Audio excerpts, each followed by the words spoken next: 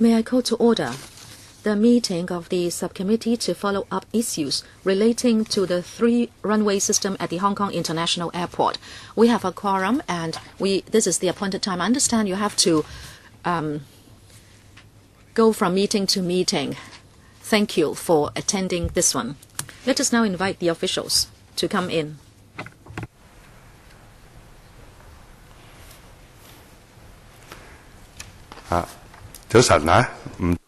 Good morning. I will not introduce you one by one.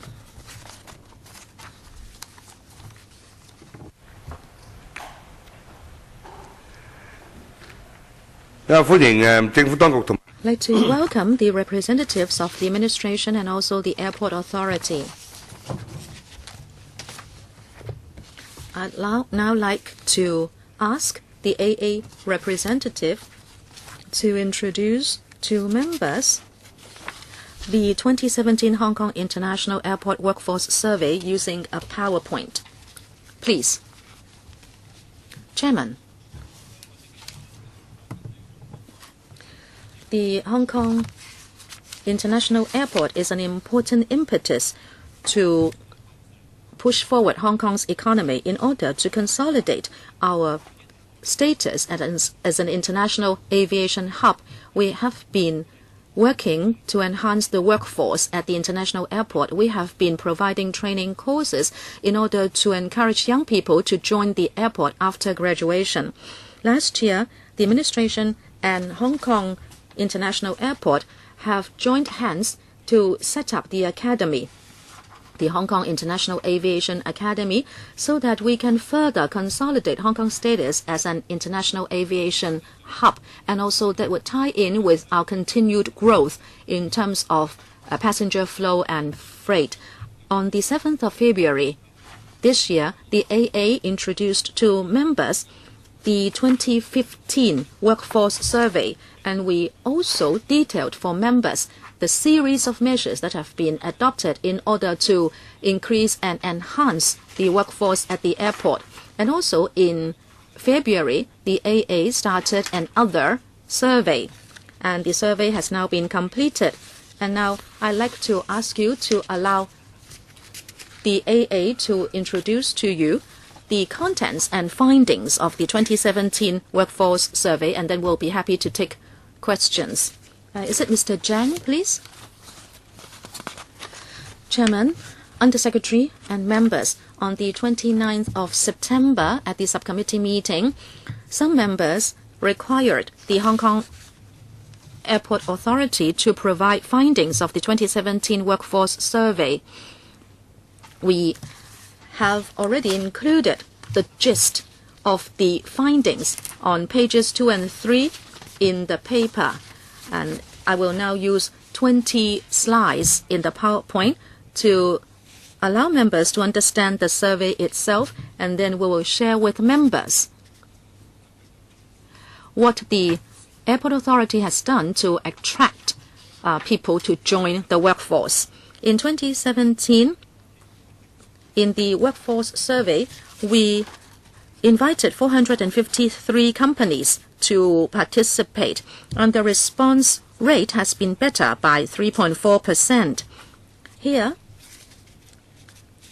I'd like to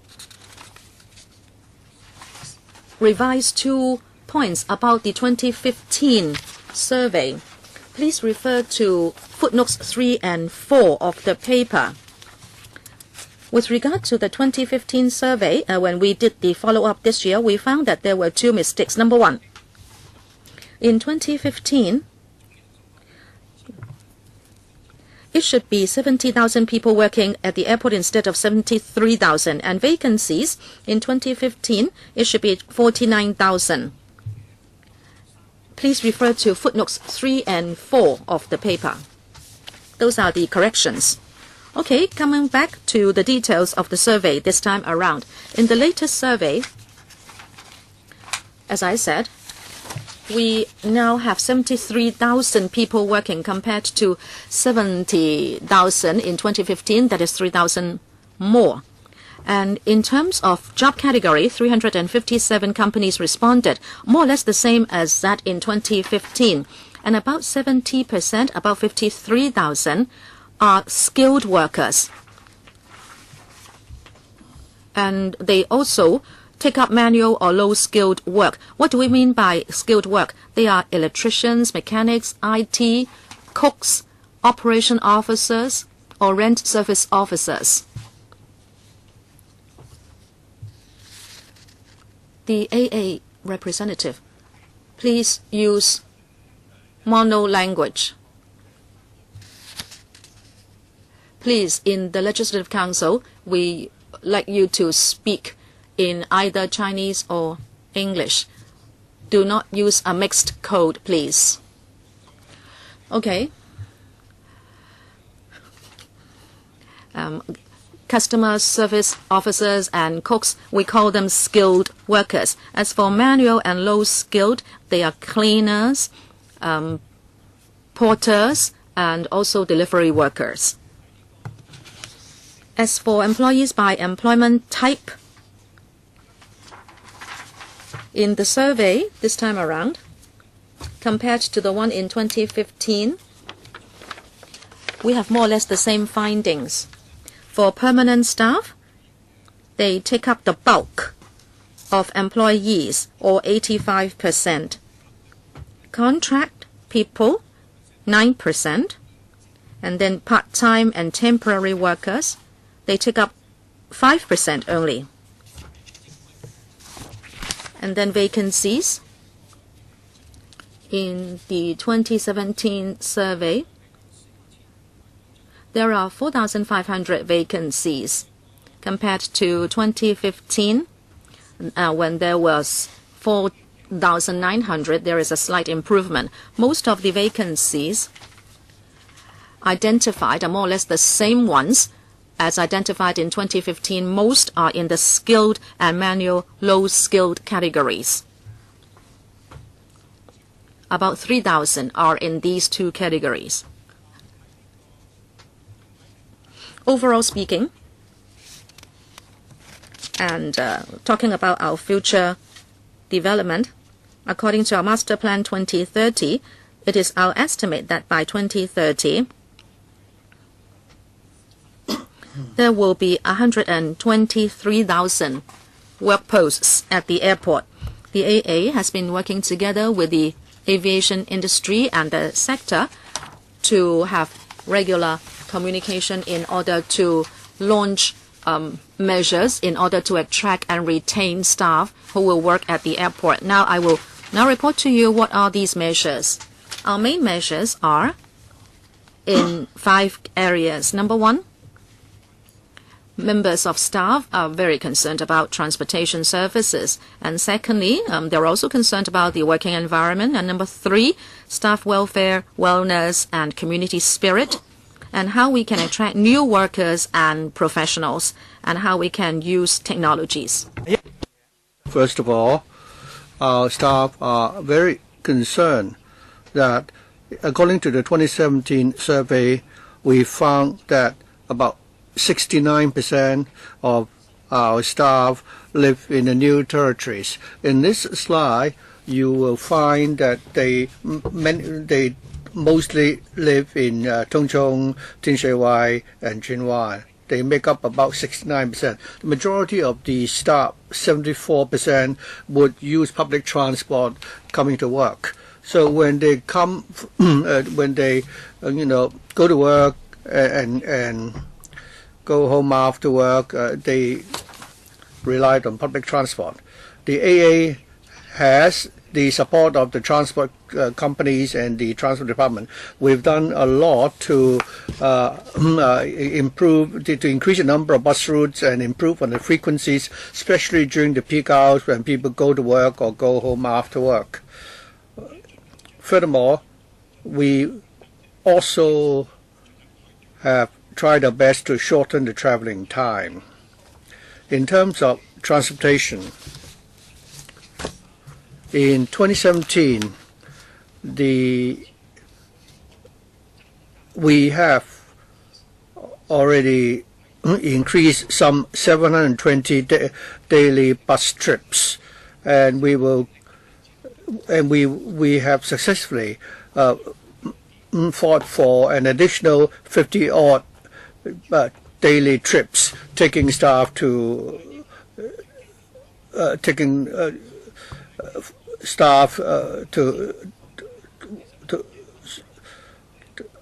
back home after work.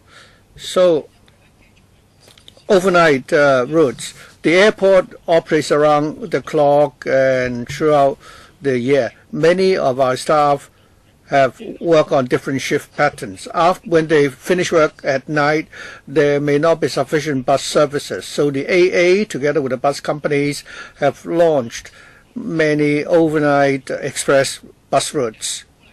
We encourage bus companies to operate these routes, and therefore we have a subsidy scheme in place. Just because they don't have enough patronage, the bus company will not terminate the routes. And when they have sufficient patronage, we will stop the subsidy. Up to now, there are only 2 routes which still require subsidies under the subsidy arrangements. Furthermore, within the airport area, if our staff finish work at the cargo station, how can they connect to these shuttle buses? We have arranged for overnight staff shuttle within the which is free, to take the staff to the office after they've entered the gate.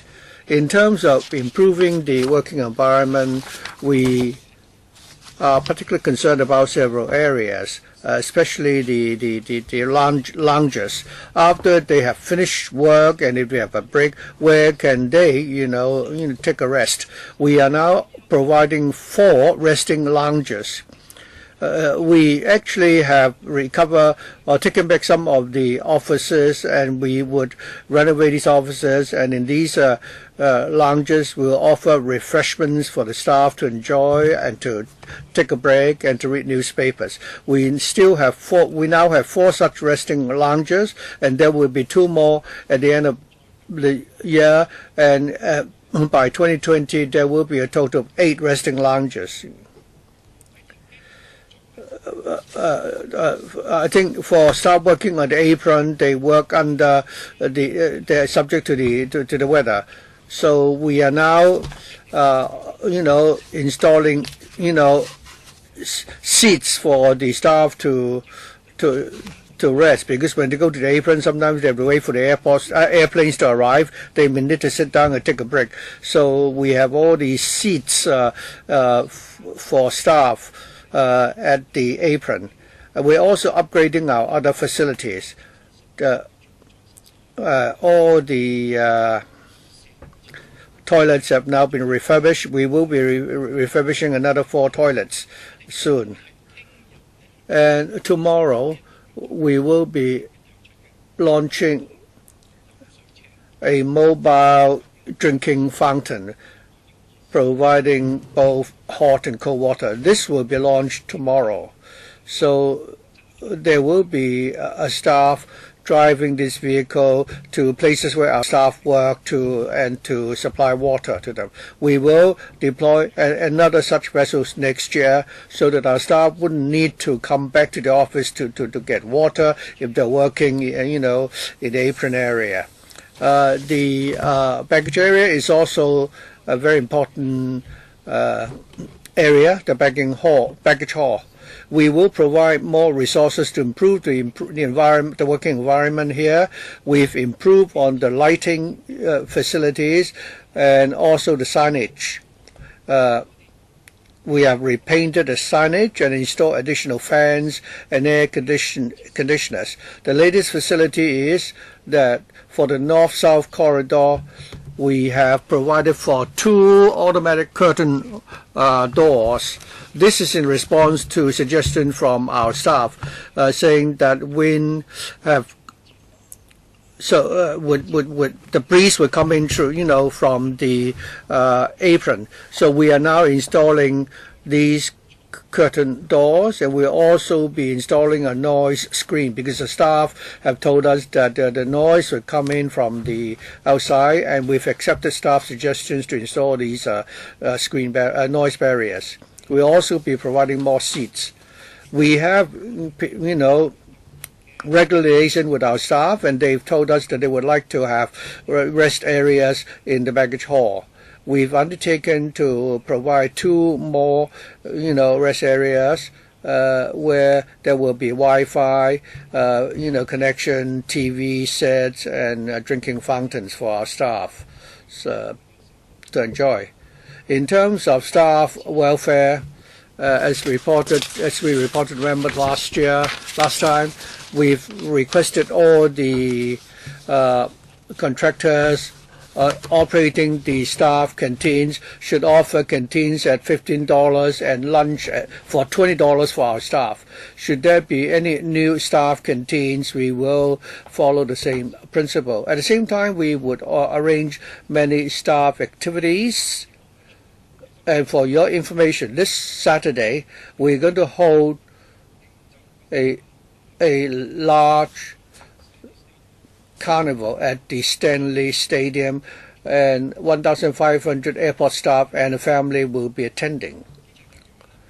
The airport is located in a remote area. Last time I already provided information for members, and the honorable members gave us some valuable inputs. For example, they suggested that we should, operate until later hours because they may not be able to pick up the children at 6 p.m. So after the commissioning of this facility, we made some adjustments. It is now operating from 8 to 8 now. With the commissioning of the preschool, we've listened to the feedback from parents and provided some temporary, child custody service. Because we understand that the domestic helper may be on leave, or the grandparents are busy, or they may need to attend to the doctors, and therefore they require such services. We are now providing 2, places for temporary child custody service. We also reported last time that we will be expanding the complex where the car park number 4 is located. We will be also providing a new community hall there with basketball courts and a restaurant and a lounge. According to the staff contract with our staff, I think we already gone through the staff contract last time already, so I won't go into details here. In a nutshell, for all our contract staff, we have a back-to-back arrangement, so that in other words, no matter how much they are paid, we will pay the same amount. And we also provide in the contract meal breaks and other benefits.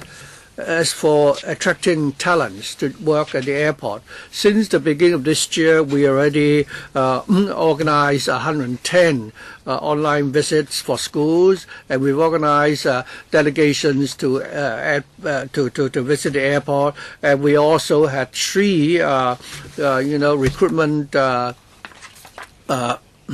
sessions. And up to the end of August, we offered 73 courses, a total of 2,000 staff attended. I also like to draw members' attention to this.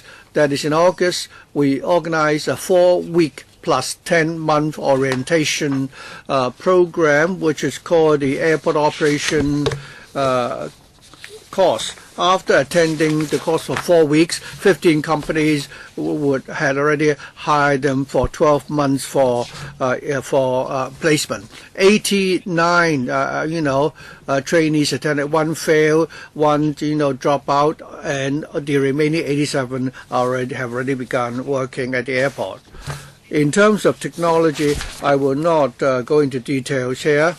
We will tried our best to go for automation and use the latest technology because we want to cut down on the need for manual labor and to streamline complicated work procedures and to enhance the skills of our staff. Thank you very much. We'll be happy to take questions from members now. Thank you.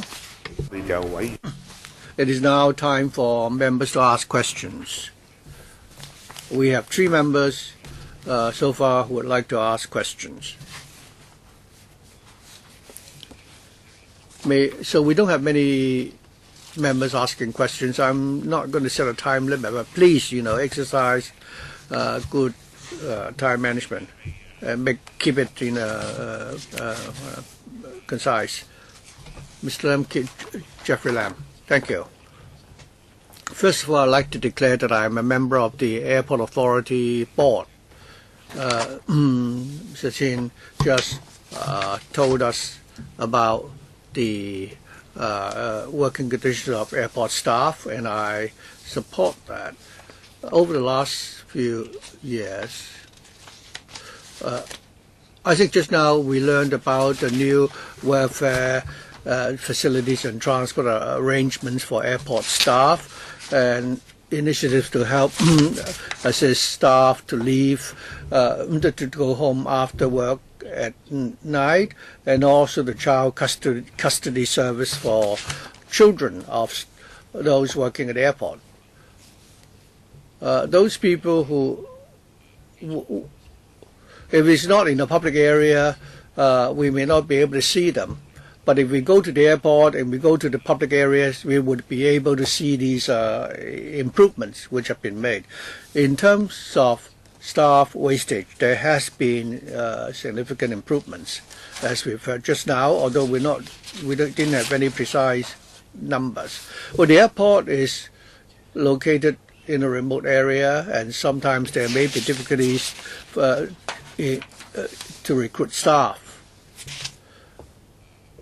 Recently, we have had several storms affecting the flight schedules, and I think the airport authority has handled it very well. The staff did their part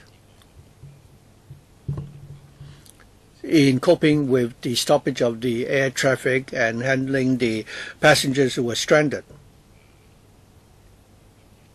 I think all this.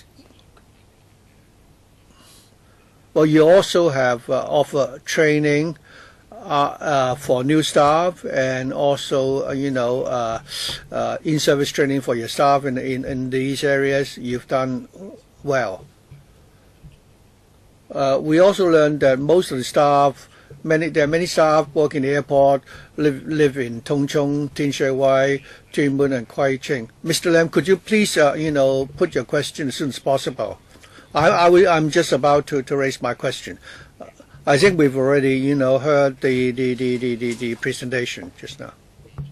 Well, Chairman, if you don't go to the airport frequently, you may not really know the real situation there. So I think this is important. Well, in the table here, we don't know how many people from Hong Kong actually visit the airport. So it's obvious that I think the more, if they live far away from the airport, people would not be willing to work at the airport. For people living in the new territories, because of the expensive transportation fares, or perhaps they cannot afford the expensive fares, they do not like to work in Kowloon or Hong Kong Island if they live in the new territories.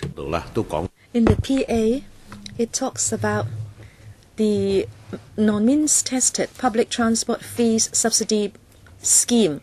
Do you think that program will help people who live in Tung Chung and NT to come to work at the airport? Who will take the question? We are aware of the public transport fees subsidy scheme mentioned in the PA. This is a special scheme proposed by government. Of course, we hope it can help with our recruitment. When the Tuen Mun Chek Lap Kok link is completed, the journey time to the airport will be further reduced. Therefore, we are putting more emphasis on NT and Tuen Mun. Our job fairs are held there, and we go to the secondary schools in those areas so as to attract more people from this district to work at the airport. Mr. Lam, I have another question about the use of technologies. The few typhoons recently affected operation at the airport.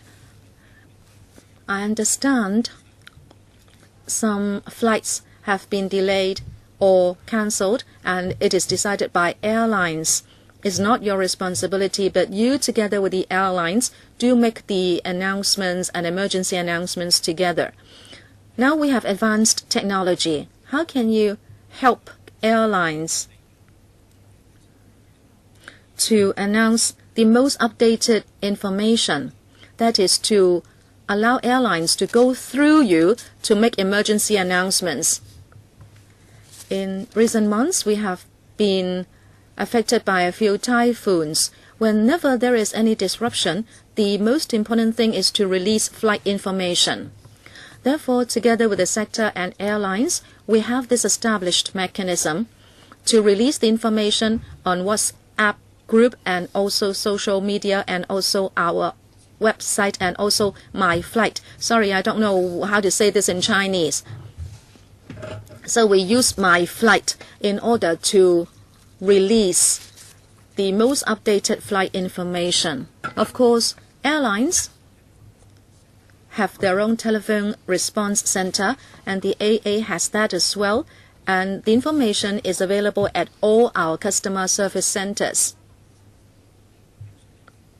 And these are a great help to us in releasing information. Mr. Jonathan Luk.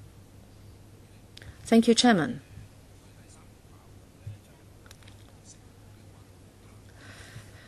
Whether the third runway will be a success and whether we can become again the hub of Asia, it really depends on our manpower resources. And I have always insisted that we should discuss the workforce at this subcommittee, and I thank the chairman for including this in the agenda. I am not exactly happy with the attitude of the AA. I don't think they are proactive enough. Now they have corrected the number of vacancies of the 2015 survey. It is not 3,900 but 4,900, and compared to 2017 we now have a slight reduction, and it seems they are saying this is good news, but you cannot be complacent. The adjustment is only by hundreds.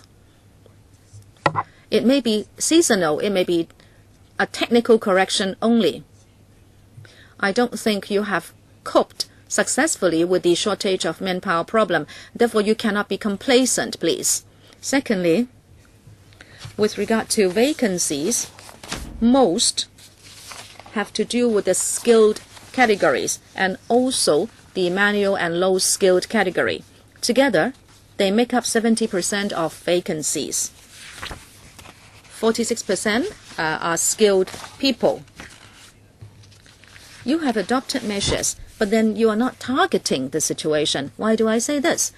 Yes, the AA has done something to improve the working environment. That should be recognized. But then there are two other crucial points. First, the positioning of the Hong Kong International Aviation Academy. You should train people. However, the TH Bureau says that it should train management people for working locally. And these are the management level. And instead of people who are more on the ground, like aircraft maintenance workers, etc. I don't think the academy is working enough to provide courses to attract people who would actually be on the ground. And secondly, transport fees.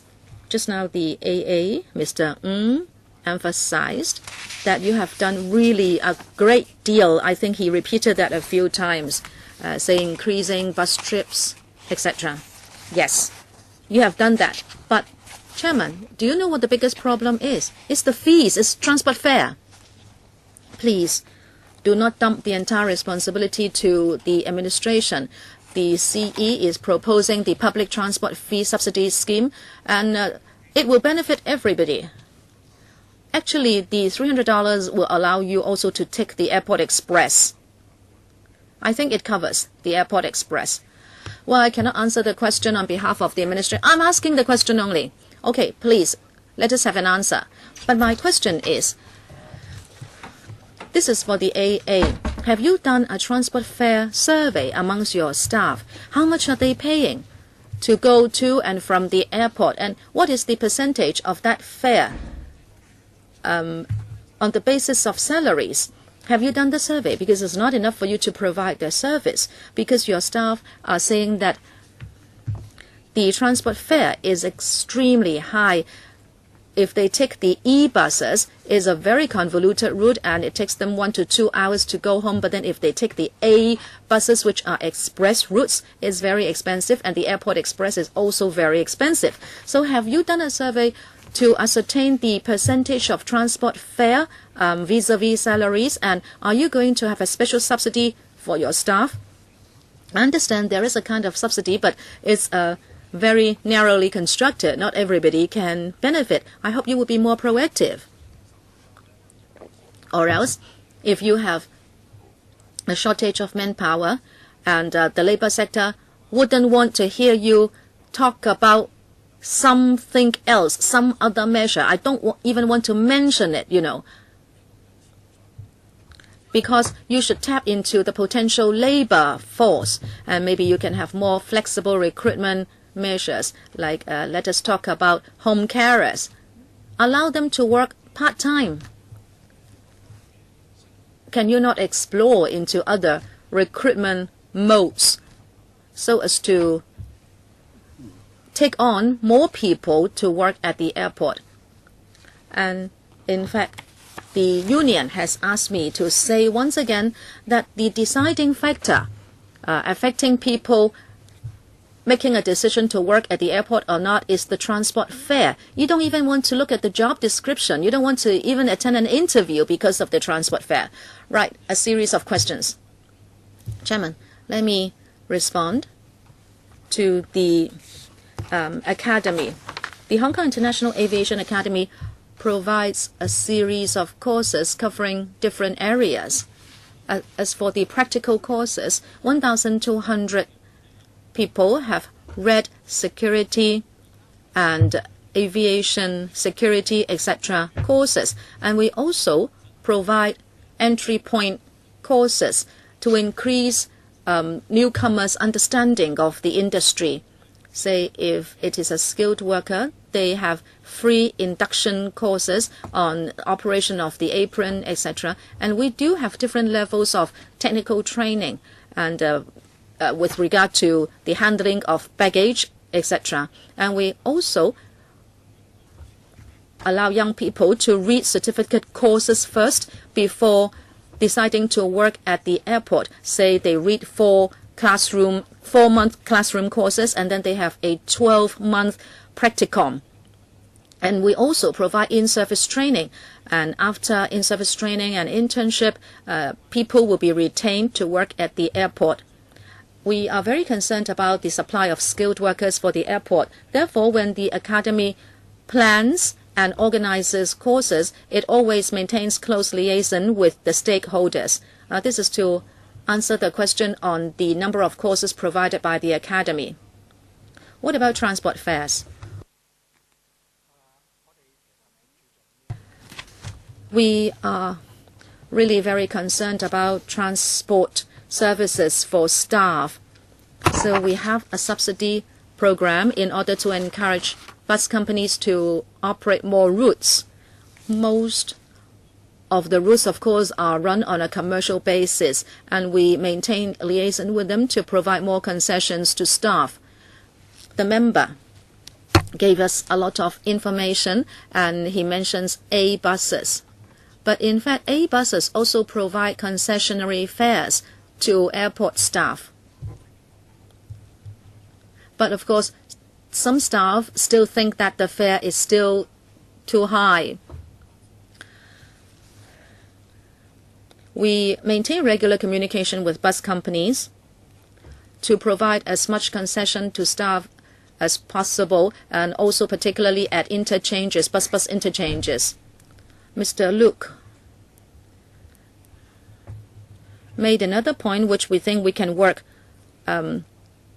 better on, and that is to tap into the resources of retired persons and home carers. I mentioned that, but I did not emphasize that we are now using more technology at the airport, especially in terms of automation. In fact, I should explain more this particular slide.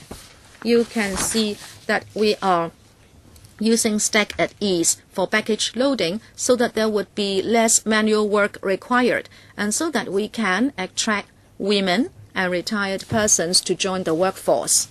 We also encourage companies to hire part-time staff.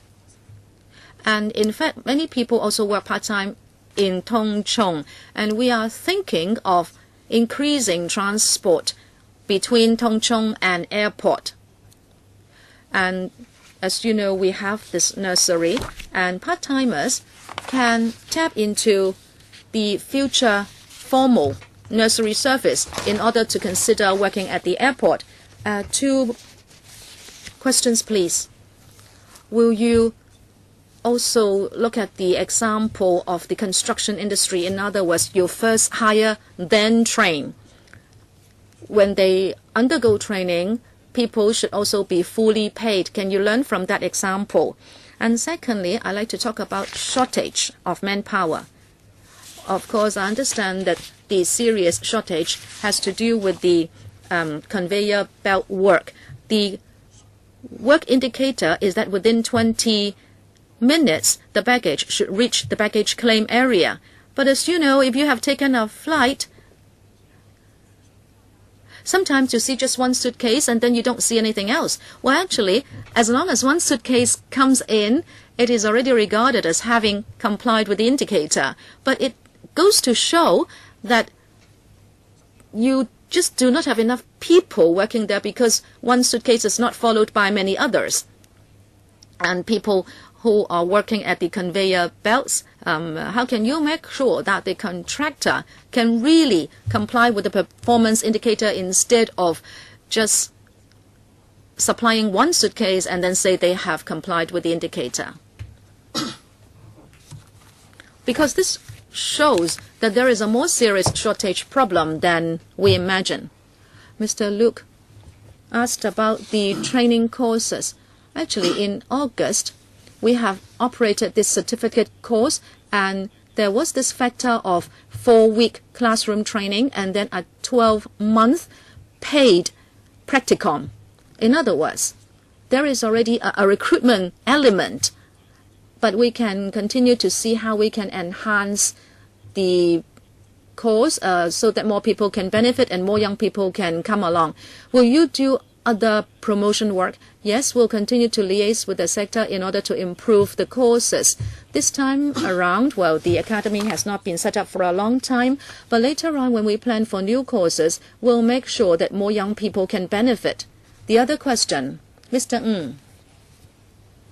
Mr. Luke asked about baggage claim service. I can say that we'd like to apologize to members here. In the last 2-3 years, indeed, we have not been able to achieve the performance indicator. We understand there is a problem. So we have introduced many measures in order to improve the situation. As of today, we have achieved the indicator in 93 to 95% of cases. And we have done 1-year survey to look into 10,000 flights to see why. 3 main reasons. Firstly, insufficient equipment. Secondly, inappropriate staff deployment and negligence on the part of staff. So we are trying to resolve these issues one by one. Last year, we set up an emergency rescue team. In other words, the airport authority pays for the employment of 2 teams of staff, so that whenever the contractors are understaffed, they can tap on the resources of our staff to help them, handle the baggage, so that the problem could be resolved temporarily. In terms of equipment, our board has already approved a measure which will be launched in August next year. The airlines and the contractors normally would have 2 or 3 year contract contracts with them, and the contractor will not know when the airline will no longer renew the contract. So therefore they're not willing to make investments. So in August next year, we will be launching an equipment pooling system. Namely, the AA will pay for the procurement of essential and important equipments, and at every berthing area, bay, there will be equipments in place, and the contractor will not have to fight for the use of this equipment. We can minimize the need for equipment deployment and the carbon emission. Thirdly, for the baggage, which come with the arriving plane, there will be a new measure so that the offloading of arriving baggages, I think we will be, calling for a new tender so that one contractor will undertake the task. That way we don't need to hire so many staff, and we would also be able to know very clearly when exactly each piece of baggage will arrive at the, baggage transportation system. Chairman, I don't think he's answered the question whether or not he will conduct a survey on transportation fares. Yes, we have not conducted such a survey. Would you follow up on Mr. Luk's suggestion then?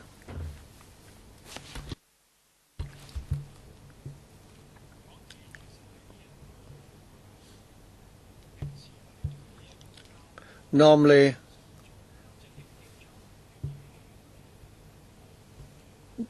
well, actually, our staff had also raised the issue about expensive transportation fares. So we have been liaising with the transport operators and hope that they could offer more regular or indirect concessions for our staff. In this regard,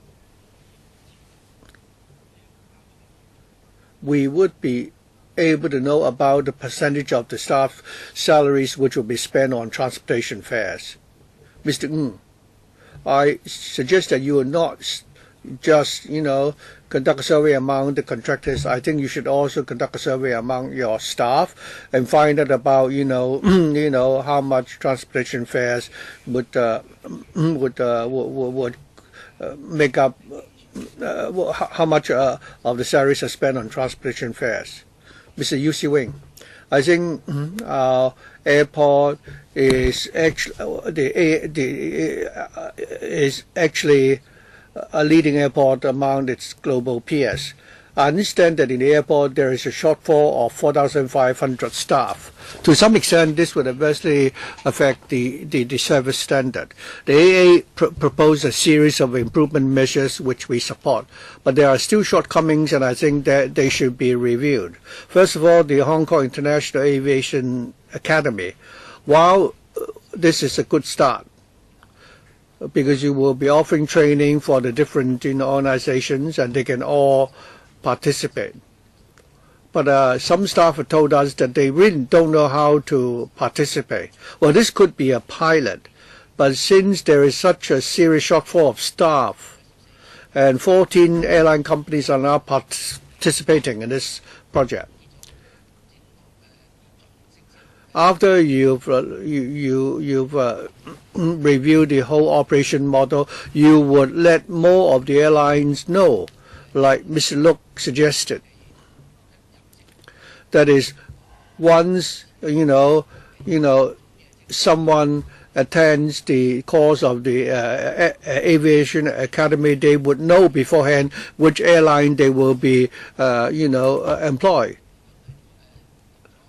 And after the trainee has attended the course for 4 weeks, they will start to the airline and the trainee will sign an agreement, so that by the time they are formally, recruited, the airline company can dispense with the training it needs to offer to the staff. That would, avoid the scenario, prevent the scenario of the airline company hiring somebody and subsequently found out that he's not, a suitable candidate. So I I don't know whether you can further enhance the involvement of airline companies in the recruitment process so that those who attend the course would have confidence, and the airline company will also find that that they can support this project. The most important thing is what the airline companies can offer these trainees. That is, during the training period, what the airline companies can offer, so that after they stay on with the course of 4 weeks, they can, so they can, well, so that the trainee will have the confidence to really join this profession or industry. So my question, first of all, is, well, now that there are 14 airlines participating in this scheme, would you extend this to more airlines? Is there going to be a ceiling on the number of airlines that can participate in these courses? And how many such courses are there? And in future, how many more courses will be on offer? And secondly, my question is about transportation. Transportation is one of the major concerns which would dampen the interest of people who would like to work at the airport. I've heard a lot of views regarding, overnight bus services. The airport operates around the clock, and many staff would need to, they will finish work, after midnight, but the transportation services, while they are not absent entirely, but the staff had to wait for a long time. It would take them 1 to 2 hours before they can arrive home after finishing work. So I think you should conduct a survey. That is, if a staff, not an AA staff, but a staff working for other companies operating at the airport,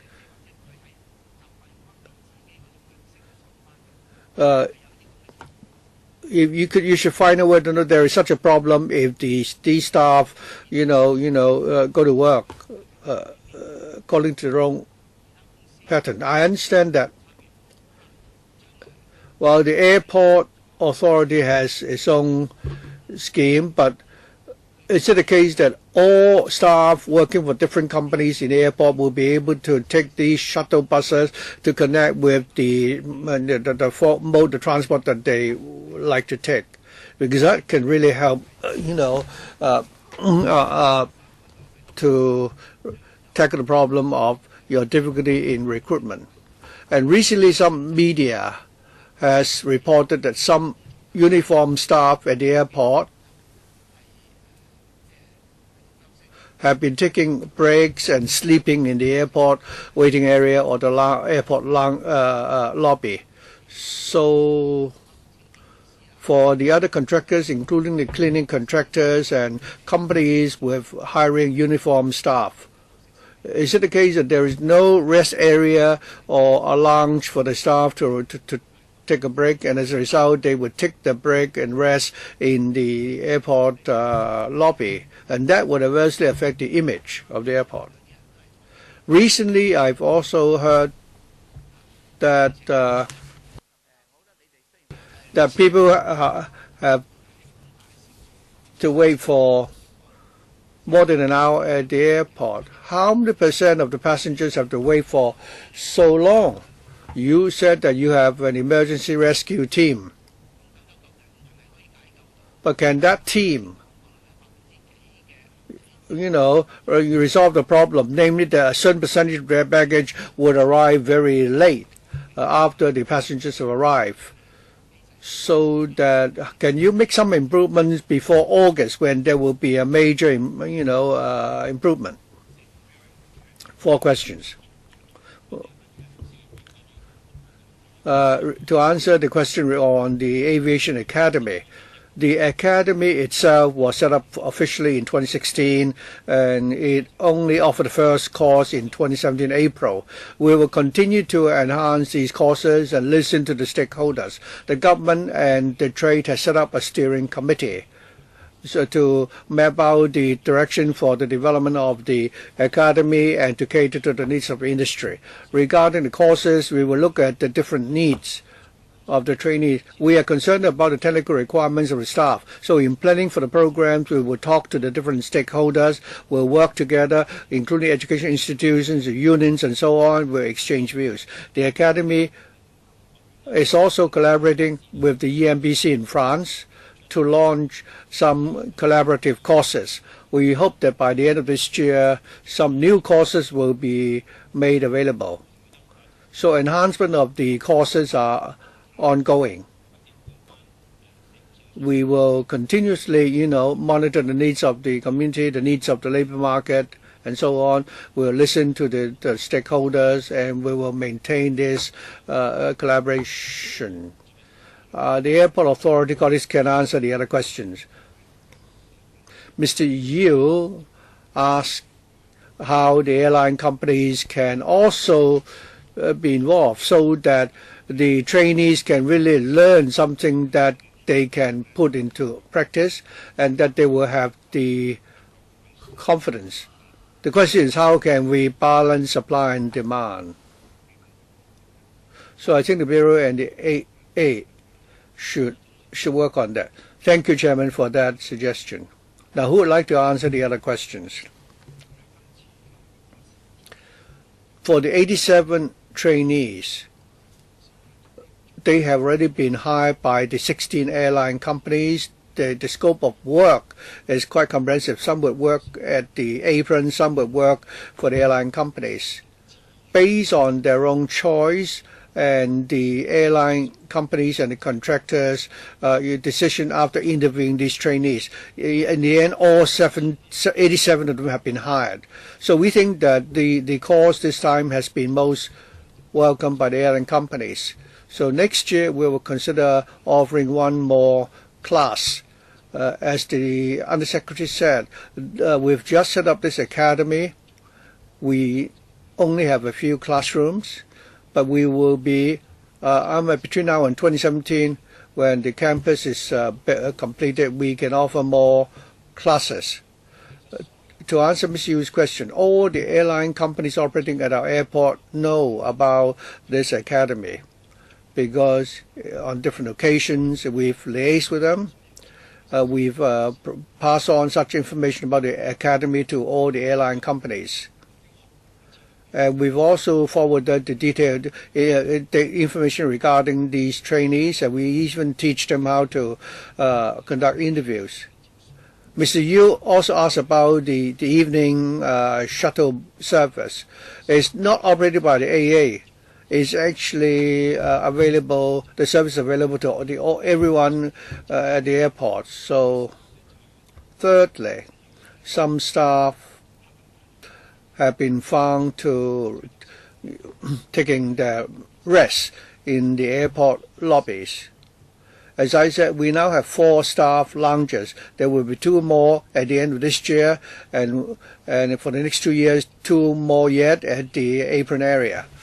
So, on the land side of the public area, we are considering to set up another staff lounge, so that we can offer a place for them to take a break. Mr. Yu also talked about the baggage transport system. Mr. Yu's concern is well justified. According to a current mechanism, 90% of the baggage will need to arrive within 20 or 40 minutes. We think that this standard is not acceptable. 5% means several thousand people will not get quality service. So in the renew exercise, we plan to improve it to 97 by August next year, or even 99%. We will try our best to minimize the inconvenience caused to passengers who have to wait for a long time for the baggages. Mr. Yu, you have used 20 minutes already. Okay, then I'll stand in line. Mr. Wu Chi-wai. Thank you, Chairman. I have a very short question only. Don't worry. I can see that many members have asked about transport fares. Certainly, that's a problem. Everybody wants to lessen the burden caused by transport fares, but from what I understand, you can do some minor improvements in Tung Chung. Some residents of Tung Chung told me that very often Tung Chung trips only make round trips around the airport. And it depends where you work at the airport. If you are at the end of that loop, it's hell for you. You have to wait for the entire loop to be completed before you can arrive at your place of work. Therefore, that has an effect on Tung Chung residents picking jobs at the airport, and they have to have in mind the journey time, because you only have a kind of one-way circular route traffic.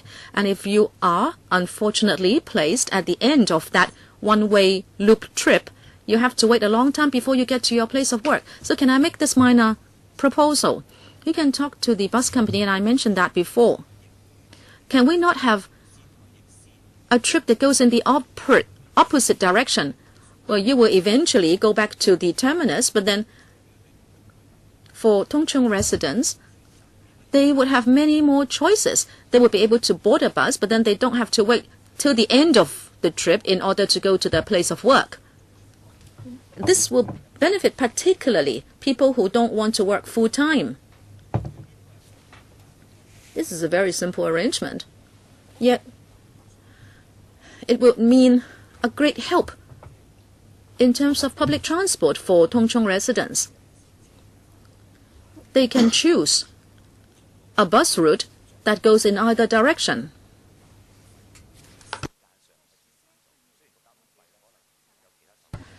You can help people save the transport fare, but the journey time also matters. How come you haven't done anything about that? It's a very simple operation. That's a very valid suggestion from Mr. Wu. Who can answer the question? Mr. Ng. Mr. Wu. We have been talking to the bus operator and the transport department about this. In fact, we have made one more proposal, and that is to have separate routes, and so that we do not have to have one bus route stopping at all the necessary stops. In other words, you can bypass the terminal building, for example. What is the difficulty? Where lies the difficulty? These are not really out of the blue proposals. It will not affect the use of resources by bus companies. Well, if you have separate routes, then perhaps there is a resource implication, but my suggestion has no resource implication. Mr. Ng will continue to follow up the suggestion. We have been working on it. The TH Bureau, can you not give a hand? We'll join the discussion. We believe that is a very valid suggestion. Well, yes, it's very close to people's needs. We will see how we can help the residents of Tung Chung. Mr. Holden Chow is not in the room. Deputy Chairman. Thank you, Chair. I'd like to talk about transport.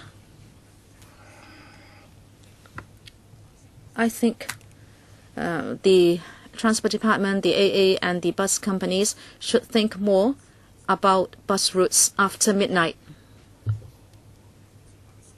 You say there are NA express routes, but once you have taken it once, you don't want to take it again. I tried it. You will take the route, you have to make a round trip on the entire airport island. You have to make another round trip in Tung Chung, and then you cross the bridge. You think that's the end, but no, you have to make another round trip or big circle in Qingyi before you can go to Lai Chi Kok. It really kills you. I understand that patronage is low after midnight, but if you allow all routes to do the same thing, it's a nuisance.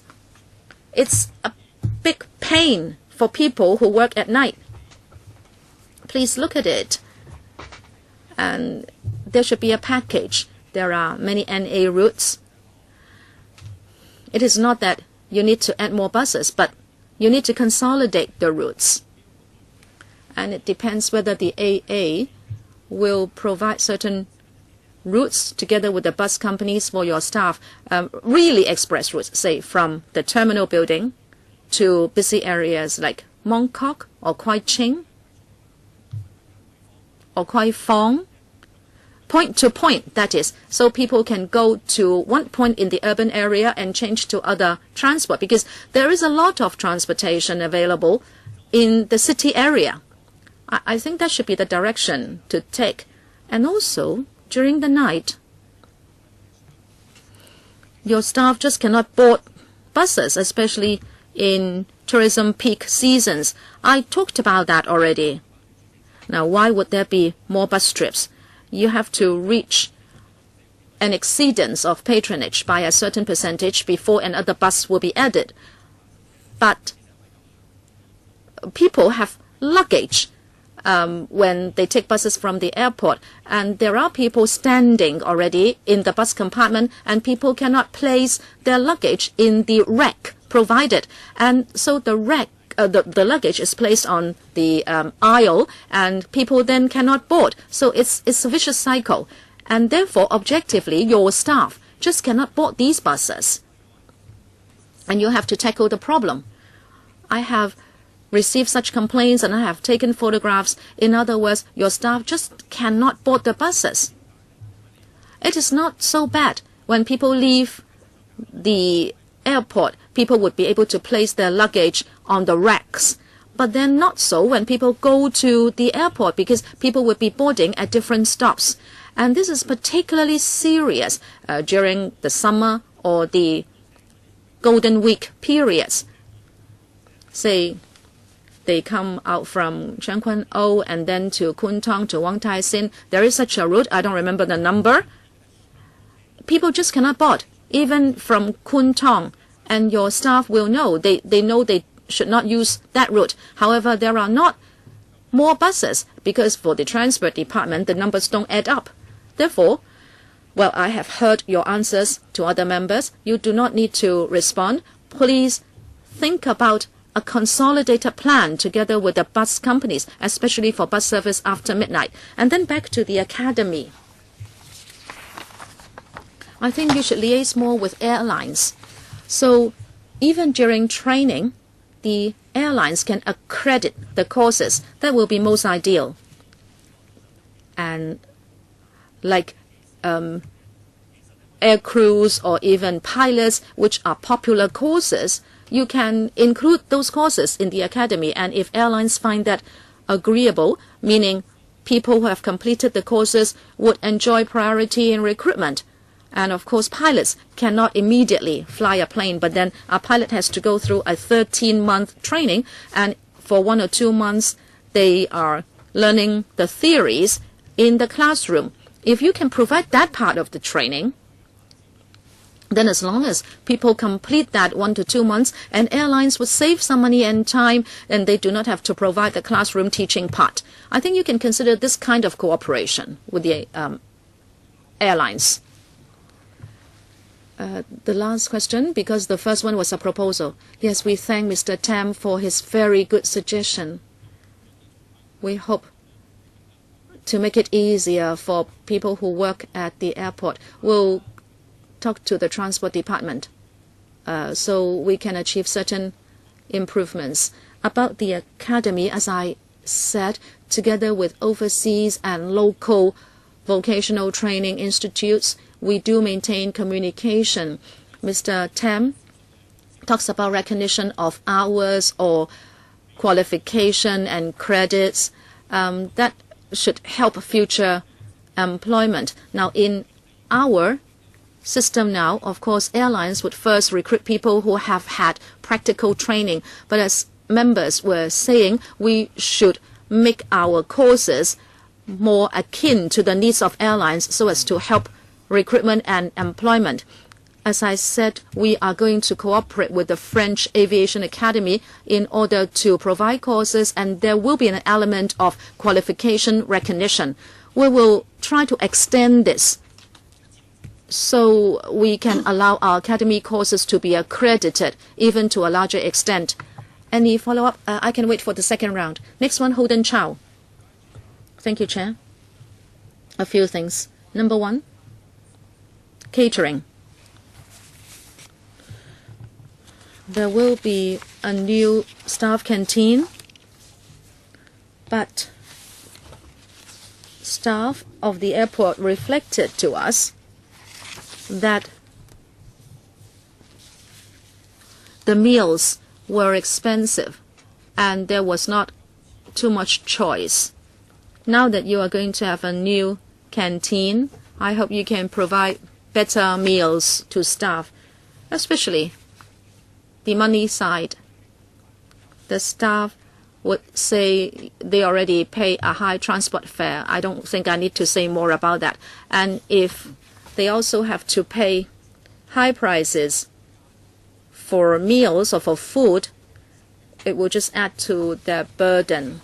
Therefore, when you have a new canteen, please provide more discounts to staff. Secondly, back to transport. Even if you blame me for repetition, I will have to say this.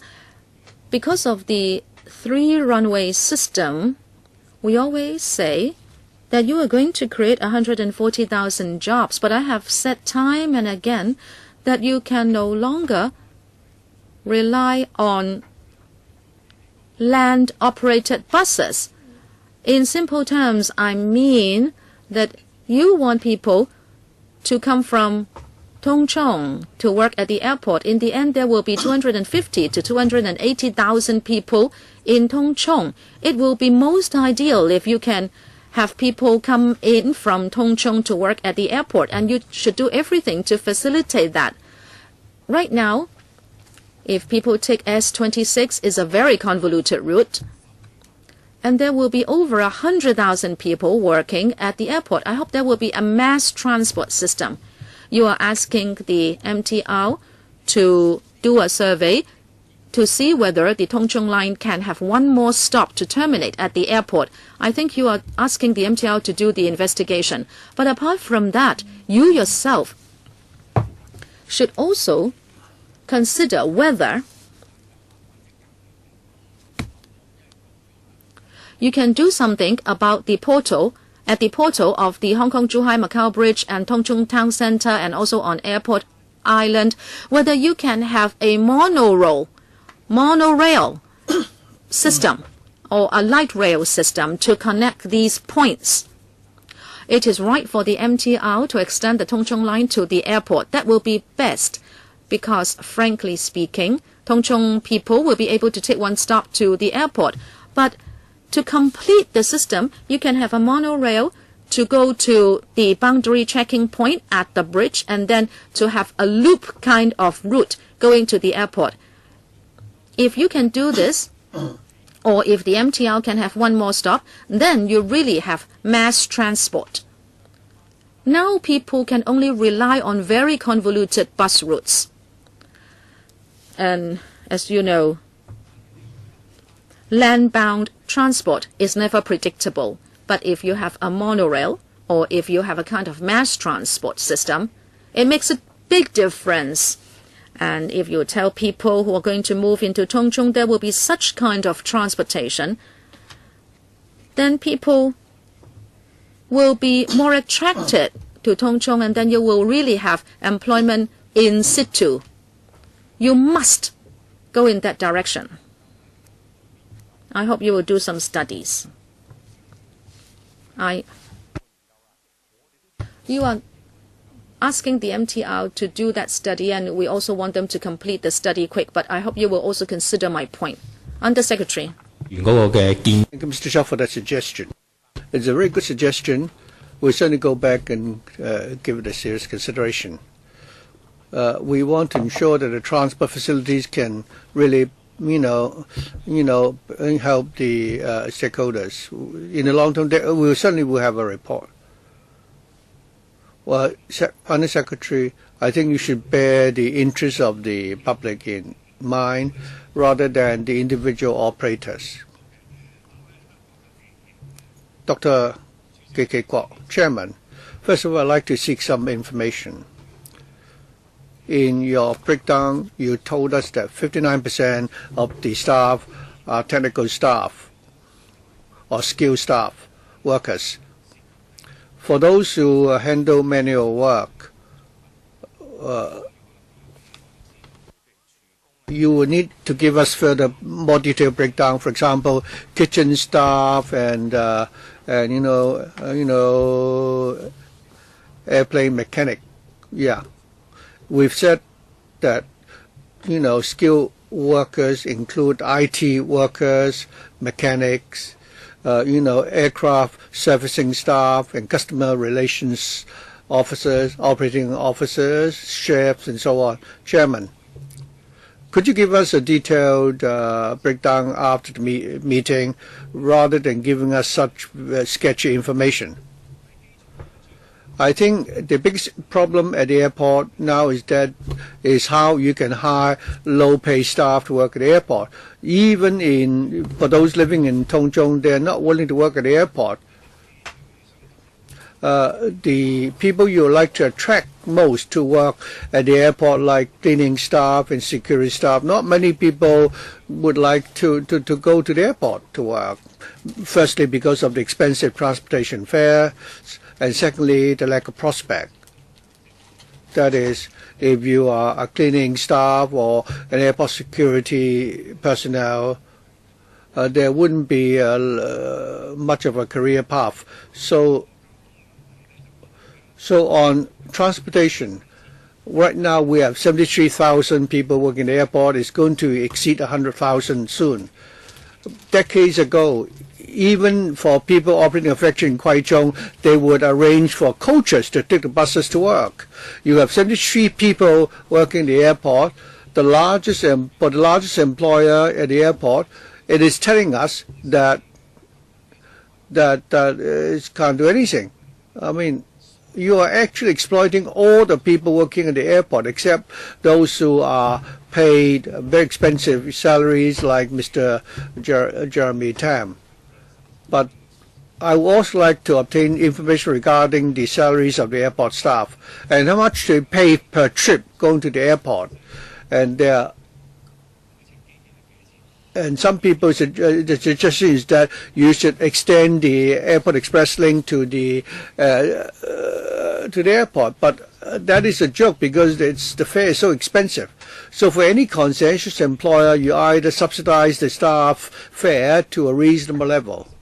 Let's say if the trip costs $20 round trip, especially for those who are paid a lower salary. If the fare exceeds $20, the AA should be responsible. Otherwise, nobody will be willing to come and work at the airport.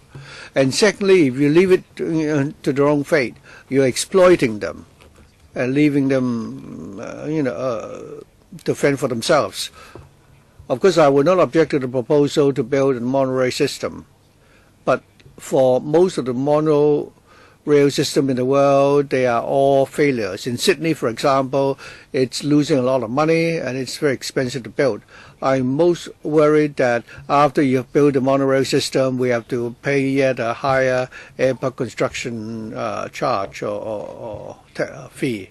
So I think we need more, immediate relief. For those 73,000 people working at the airport, shouldn't the AA, undertake a responsibility? And shouldn't we set a ceiling on the transportation fare? You can set it at $10, $20, or $25. If the staff pay more than that, the AA should give them a subsidy, especially the low-paid staff.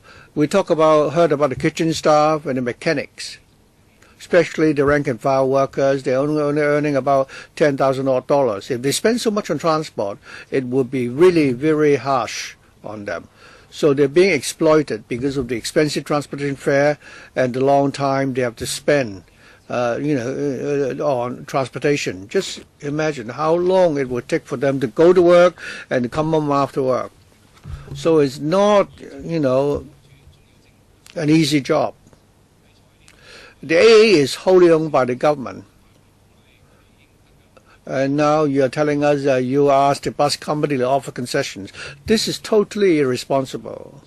So I'm not putting this to the AA. I'd like to ask the Undersecretary, do you think the government has a responsibility to urge the AA to provide some support to their staff so that their current staff and future staff would only need to pay a reasonable fare? Thank you, Dr. Kok.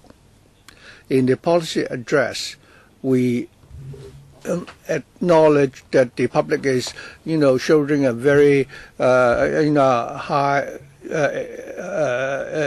transportation fare. So I'm talking about airport staff. Yes, the government is aware of that. Together with the AA, we will explore how we can do something about that. I was responding not just to Dr. Kwok's question. Other members have expressed a similar concern. We hope that we'll be able to consider the issue globally and come up with some arrangement. Under the present system, we need good communication. My second question is whether or not you should set a medium figure for transportation fare.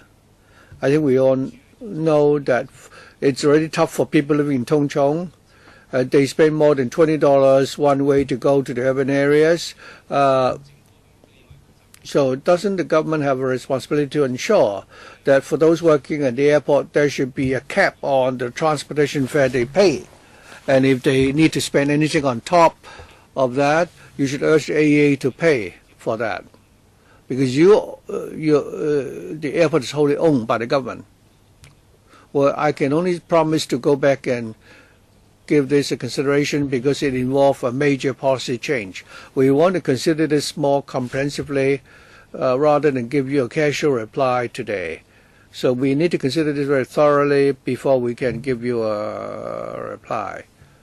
Under Secretary, I hope you'll be able to give us a concrete reply. Mr.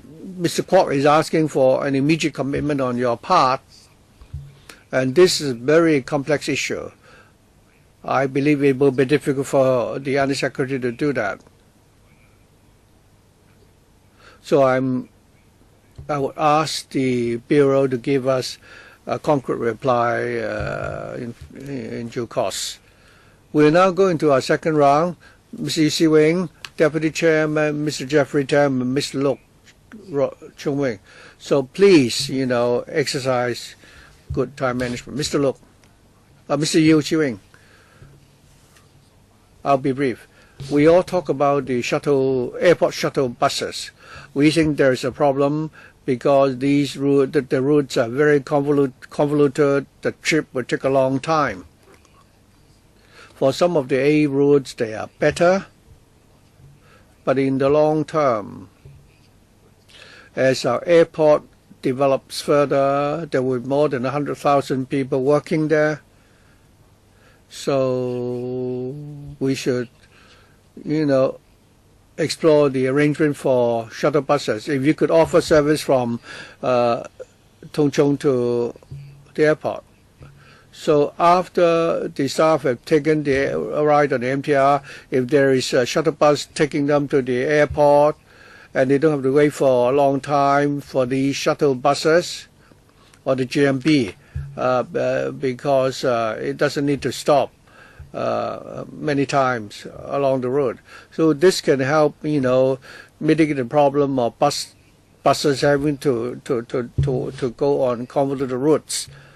There will be more than 100,000 people working at the airport. And so are we going to have overnight MTR service? If that's provided, it will be best. We're going to have, PLB and overnight MTR service that can fundamentally solve the problem for staff working the night shift at the airport. So could the AA explore this and come up with a timetable to launch these measures, steadily? I don't think that would be something which the AA can undertake to do it, but this should be for the TH Bureau to make the commitment. Well, the largest employer would be all the organizations under the AA. So they have the responsibility to fight for that. Okay, I think the AA and the government can, discuss this, behind closed doors. Deputy Chairman.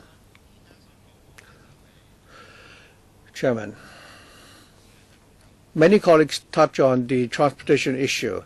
It's not just that the transportation fares are expensive. If the routes are convoluted, the trip takes too long. Just imagine I work for 8 or 9 hours. I need to take 2 hours before I can arrive home after work. It would really dampen the interest of people who would like to work at the airport. I also like to talk about the staff lounges.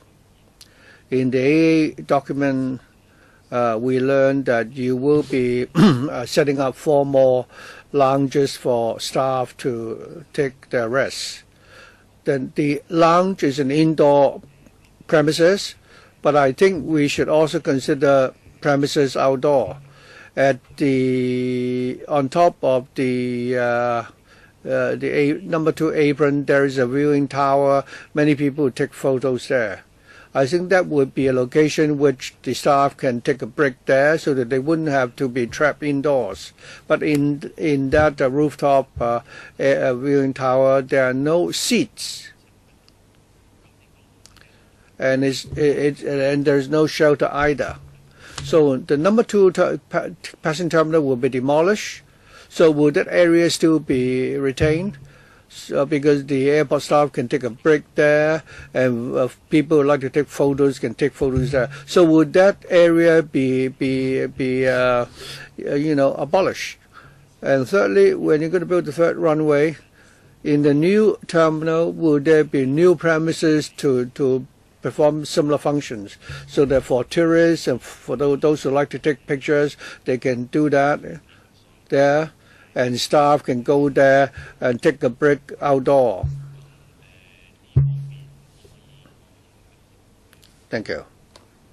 Mr. Ng, who would like to answer the question? Thank you, Mr. Tam, for that suggestion.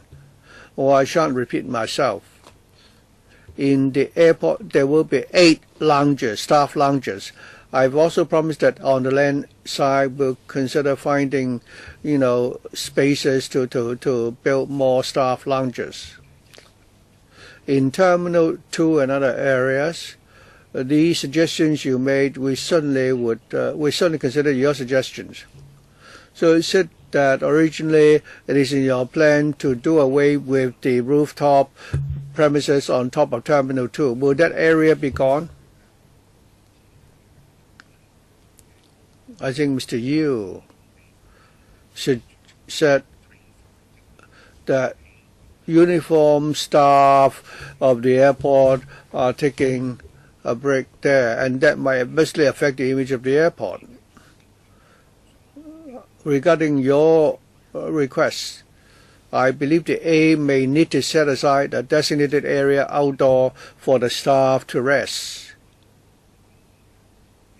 I don't think they should mingle together with the tourists in the same area and take a break or to sleep there or to chat there. So I think what you suggest may conflict with Mr. Yu's proposal. 2 issues here, a rest area and an activity area. So you're talking about an activity area. Let's clarify one point first. Whether you're going to demolish Terminal 2 or redevelop that. For the premises which I refer to, would it still exist? There is no such premises in Terminal 2. It is on top of our headquarters building. I'm sorry, yes, the rooftop of our headquarters. It will still be there. In the new terminal, would there be similar space in the new terminal for people who like to take photos and so on? We'll certainly go back and consider that. But in the new extended area, there will be such an area. I'll certainly relay Mr. Tam's suggestion back to the authority. Next, rest area for staff. As you know, some staff work and they are exposed to the elements. Can you add fans with moisture so your staff are cooled in the summer when they work outdoors? And also in winter, you have these machines that can provide heating in the winter. This will be a little difficult if the parking bays are at remote areas. I thank Mr. Tam for being concerned about the work conditions of our staff. But as I said, we already have wind gates and also air conditioners installed. And in fact, we have a new project to add fans with mist so as to lower the temperature. We are considering doing that. Thank you. Next, Mr. Hon LUK, Chairman. I must ask this question again. I hope the TH Bureau and the AA can further consider doing a comprehensive survey on transport fares of airport staff. I need the data, and also the so-called concessions are provided by like Longwin or MTR. When there is still capacity, so they have more customers. It is not that the AA is subsidizing the staff. They are only subsidizing or underwriting 2 routes which run in the night. Since the AA has the capacity, it should do something. And the question is just how. I'm very happy to hear from the Undersecretary say that, well, I understand you to be saying that you are willing to consider it. I hope the Undersecretary can spearhead this task.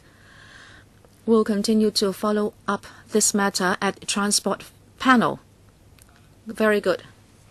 Mr. Michael Tian, you just came back and you raised your hand. You want to speak? It's your turn. I think Mr. Holden Chow asked the question already. I'm most concerned about the Airport Express idling time. I know the AA has come up with a report saying that technically it is desirable. Last time the director of CEDD said the same thing. But I know there is a barrier, and I know the TH Bureau has to study it first. I also know that you think the slack time would mean that after the 3rd runway is up and running, the frequency would be 7 minutes for Airport Express. But if there is any hiccup, then all the 3 runways will be affected. I understand you want to do a balancing act. My question for the AA is, you would be building so many facilities and you have to hire people. And you must have in mind Tung Chung Reclamation and the Tung Chung New Town supplying a lot of manpower for the airport. Now, if the THB cannot think through this matter of slack time for Airport Express, what plans do you have to discuss with the administration to construct a monorail? The Development Bureau said it would consider this, but in the entire process, AA is not involved. I want to ask the AA, manpower resources are a big concern to you, right? And if people have to take an hour's journey to come to work, is not a good thing. So is it that you have no fallback plan on this at all, Mr. Ng? Or who will take the question?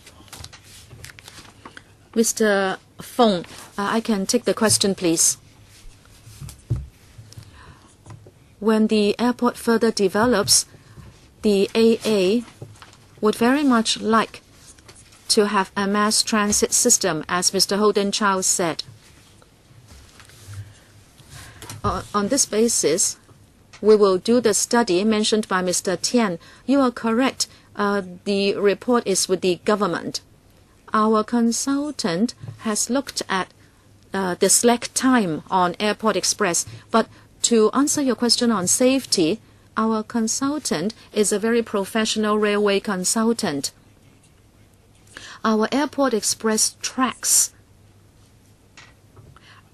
are already used by the Chengyi route and airport route together. Later on, if we can use the airport track for both routes, we have looked at this from safety and technical angles, and we think it is feasible. That is why we have suggested this to the administration, which is considering it. In the long term, if the administration doesn't support it or the MTR does not support it, my understanding is there are two other major studies going on. One on Lantau North, the CEDD will be looking into BCF on the artificial island, and another one on railway network for Lantau North, and the administration is going to embark on an even bigger or major scale study. So they are looking at North Lantau as a whole, and it's not just the airport. It will include future development for Tung Chung, and also early this year, the administration announced the 2030 plus plan, and there would be some developments between Lantau South and Central on Hong Kong Island, and all these will be looked into by the administration. Yes, Mr. Tian, a follow-up? In simple terms, you talked about the administration many times, meaning in the end it is up to the administration, and the AA will not have any possibility of participating in the study into a dedicated transport network connecting Tung Chung and the airport. I'm not talking about common routes, but a dedicated route. It can be a light rail, an elevated system, or people movers. Is it that there is absolutely no possibility? You are now raising funds, and there is a lot you can do, but can you do something in this respect? Chairman, to answer the question, a railway network outside the airport island will fall squarely on the shoulders of the administration. If the AA itself considers a railway network outside the airport island, it will be extremely difficult. Okay, you say it's extremely difficult, but if you can raise funds and then do the sums with the MTR, I'm sure MTR would love to run it for you. I know some people, and I have asked the question. The thing is, who will finance it? If you can raise the funds, the MTR will be interested, and you can talk to the administration about land. I'm asking whether there is absolutely no possibility for you to do that. Is there a possibility? We'll have to look at it in an overall fashion. We should not look at just one project. Mr. Tian, I think the Bureau has answered you.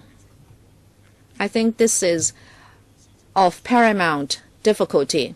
The thing is, if the AA is raising funds, no, I'm not saying, I like to know the stance of the Bureau. Our stance is very clear. That is, we have to do comprehensive consideration and not just one particular organization.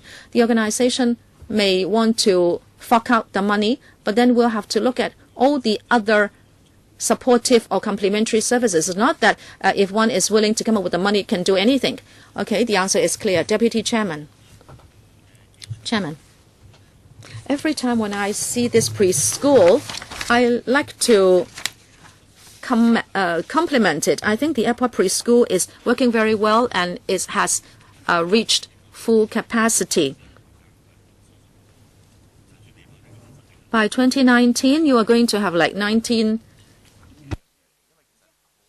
to 100 places, and I'm sure it is fully subscribed. People working at the airport have to think about their children. And I believe not only the AA, but departments and other large-scale organizations to learn from the AA, because it's doing a great job. I'm thinking whether you can expand it. You have only 100 places, but there will be 100,000 people working at the airport. It's like peanuts.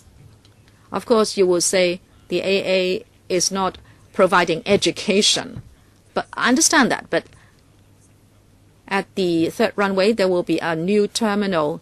Will there be any possibility of expanding the present preschool, or can you actually operate another one? Thank you, Mr. Chairman. After opening the airport preschool, we have found that indeed the need is very huge. And therefore, we have decided that after the new preschool will be open, we will still maintain this.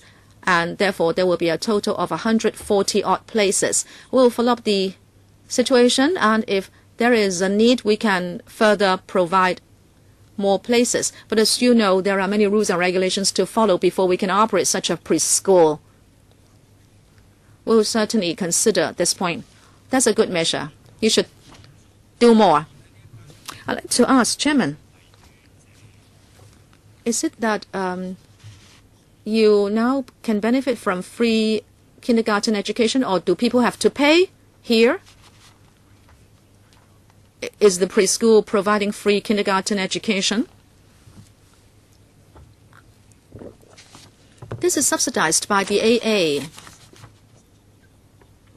And if I remember correctly, they pay only 3,000 to 4,000. You mean the staff pay 3,000 to 4,000 and you top up the rest. But so there is a problem, Chairman, because many kindergartens now provide free education. Well, if they are operated by NGOs, but there are many private kindergartens.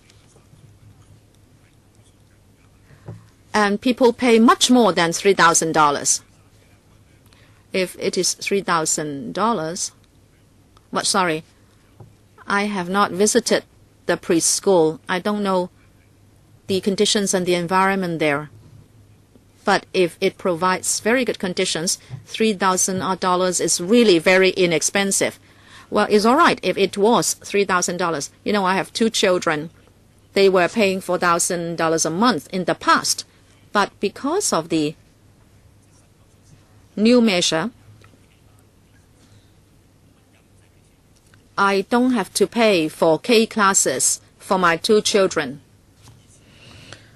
People used to have to pay $3,000, you said. Now then, people would like to make a choice because they can have free kindergarten classes outside. Can you not talk to the Education Bureau? You can go back and take a look to see whether your airport preschool is included in the free education network.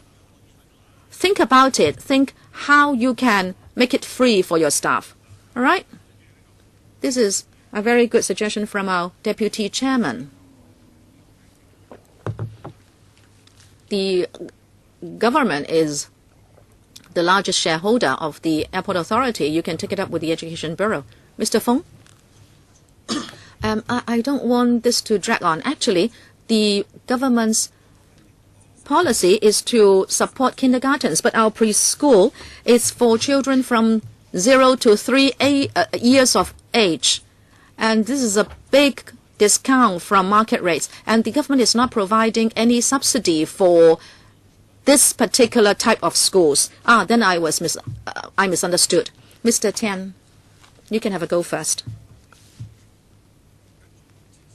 I'd like to follow up on my previous question. If we can look at capital in a different way, I hope the administration can be more positive when you consider a dedicated transport system. But I think finances may be a problem because I know you cannot charge a high fee on that dedicated system. And that is why I'm asking the AA to think about it. The MTR said it's all right. They can charge a service fee if someone can build it. So after the 3rd runway is up and running, our airport will be the pride of the world. About the use of technology, you have introduced baggage tagging robot and trolley counting system, etc. But if you go to the airport, once people use the Wi-Fi, you can supply a lot of things like security checking and taxi routes and also comparison between bus routes, etc. And even the service contractors could be rated by the tourists because you charge them rent. You want to know which contractors are popular with the tourists and so on. So would you all do all that as well? So you're going to build a third runway, but you cannot separate the terminals. Would you take this opportunity to make an upgrade? For my flight, website, it's already there. We are already trying our best to leverage on iPhone technology. When your baggage arrives, we offer a service reminding you that your baggage has arrived. We will continue to expand such services. Well, those are already services you provide. But the latest, the latest is that once you switch on the Wi-Fi, you can feed them lots of information regarding. They don't need to look at the monitor. They just look at their cell phone, and then the tourists can rate the different services in the airport. And then that can help you determine whether or not you're going to renew the lease with these contractors. Right now, you only you consider the bids they put in. If the contractor is not popular with most of the tourists, and you wouldn't want to renew his lease. I mean, you don't even need to deploy your own staff to conduct surveys. That would be part of the old economy. We talk about a new economy. Would you be prepared to consider these initiatives? I think the member was talking about real-time feedback by our clients. We're already providing more such channels already. So I can now rate the contractors with the apps. After I bought something, I can already rate these contractors. In the My Flight WhatsApp apps, there is a column for you to provide comments, or for example, you can say whether the certain company is offering good service, whether the toilet is clean, and so on. Why don't you log on to the My Flight apps? All right, there are no members which want to ask any further questions. Since there's still time left, I'd like to ask one more question. Earlier on, an accident happened at the Chiang Mai Bridge where there was a collision of two vessels, and traffic to Lantau was brought to a standstill. So I'd like to ask the AA whether you have any contingency measures. Did any of the staff arrive late because of that accident? So what contingency plan would you have in case of such an incident where staff would not be able to arrive on time for work? Well, last time the vessel hit the bottom of the bridge. Before that, we already have some contingency measures in place. That is the total closure of the Chiang Mai Bridge. We have an established mechanism to cope with such crisis. Good.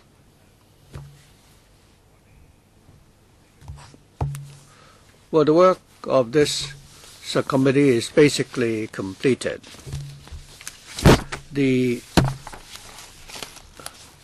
On the 10th of November, the term of this committee will expire. At the last meeting, I've asked members to consider whether we should extend the term of this working group. Bearing in mind that we've already completed a task, and there are some other routine matters which could be taken up by the panel. After our last meeting, the majority members believe that there is no need to extend the term of this working group. Therefore,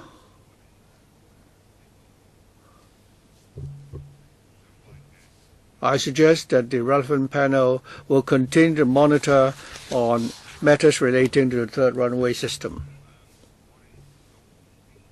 So the working group has already completed its task. I'd like to invite the Secretariat to draft the report on the work of this working group. I hope that the Secretariat will circulate, copies of that report to members when it is finished. And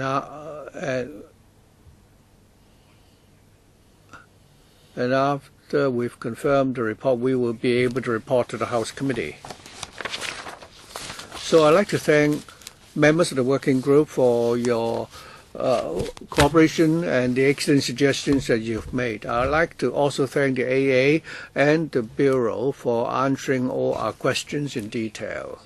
Deputy Chairman, I'd like to thank the Chairman for conducting the meetings of the working group. While I want to extend the term of this committee, other members believe that